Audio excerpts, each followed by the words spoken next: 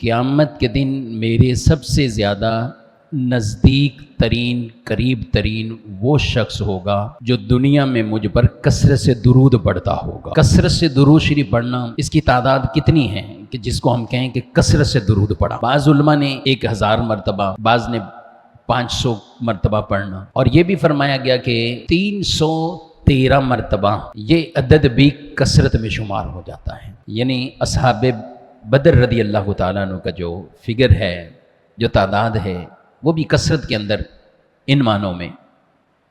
تو کوشش کر کے انسان ایک دن میں 300 مرتبہ، 313 بار، 500 مرتبہ نبی پاک صلی اللہ علیہ وسلم کی ذات پر درود بھیجے۔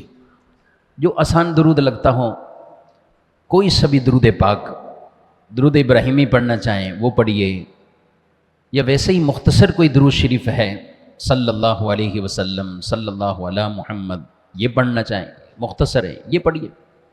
اللہم صلی علی محمد، یعنی جو مختصر کلمات ہیں وہ بھی درود شریف ہی کہلاتے گئے، تو وہ بھی درود پڑھیں، اور کوشش کریں بدل بدل کر درود پڑھیں۔ کبھی الصلاۃ والسلام علیک یا رسول اللہ یہ پڑھا، کبھی کچھ اور پڑھے، کیونکہ جب آپ بدل بدل کر درود پڑھیں گے تو آپ کی توجہ درود شریف کی طرف بھی رہے گی، آپ کی تسبیح کی طرف توجہ رہے گی، اور یہ ہمیں چاہیے کہ درود پڑھ رہے ہوں تب بھی توجہ ہو، اور خاص توجہ بارگاہ رسالت میں لگا لیں۔ اللہ کے نبی صلی اللہ علیہ وسلم کی ایک حدیث ہے کہ تمہارا درود فرشتے مجھ تک پہنچاتے ہیں، لیکن اہل محبت کا درود خود میں اپنے کانوں سے سنا کرتا ہوں، اہل محبت کا درود خود سنتا ہوں۔